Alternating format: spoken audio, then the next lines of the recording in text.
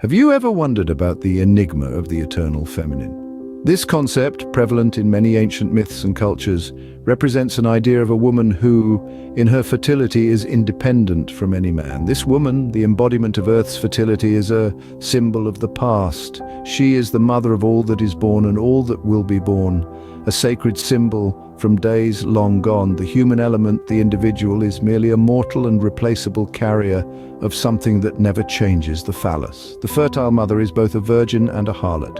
She belongs to no man, yet is available to all.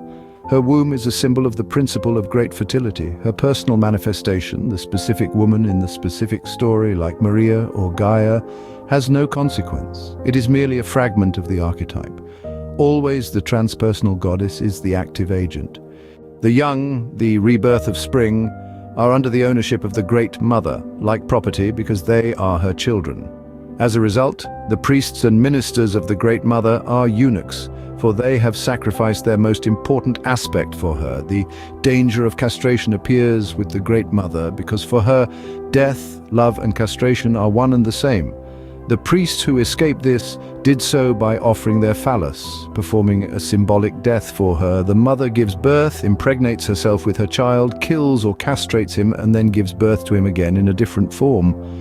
A necessary characteristic of the young ego is that the female, under the Great Mother, of course, is perceived as having negative magic. Two particularly common characteristics are her barbaric and bloody nature and the witch. From Egypt to India, from Greece and the Middle East to dark Africa, the Great Mother always receives the status of a war goddess. Her rituals are bloody, her festivals orgiastic, and all these characteristics are interconnected in the subconscious layer beneath the earth. The womb of the earth wants fertilization, while its favorite food is bodies. This is the deadly and terrible side of the earth. In early fertility cults, parts of the victim were given to the earth as an offering for the fertility of the land. Human sacrifice for the fertility of the land is a matter that occurred independently all over the globe.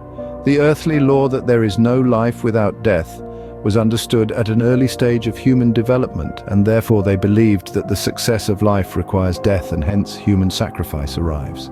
From the perspective of the primitives, blood and death are the guarantors of life's fertility. One should not regard human sacrifice as the behavior of villains, but understand that this behavior arises as a result of fear of the world that ruled the psyche of the primitives. The connection of the woman to blood and fertility is probably related to the fact that a woman bleeds at the end of pregnancy, or if she is not pregnant, the blood comes from the area related to fertility. Blood means fertility and life, just as loss of blood means loss of life and death.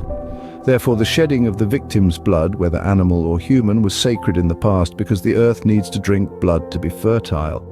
For this reason, in many cases, the goddess of blood is also the goddess of fertility, war, and hunting.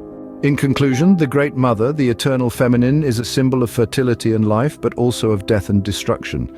She is both a mother and a killer, a virgin and a harlot. She is the embodiment of the earth's fertility, a primal force that is both revered and feared. This duality, this paradox, is what makes her a fascinating subject of study and a powerful symbol in mythology.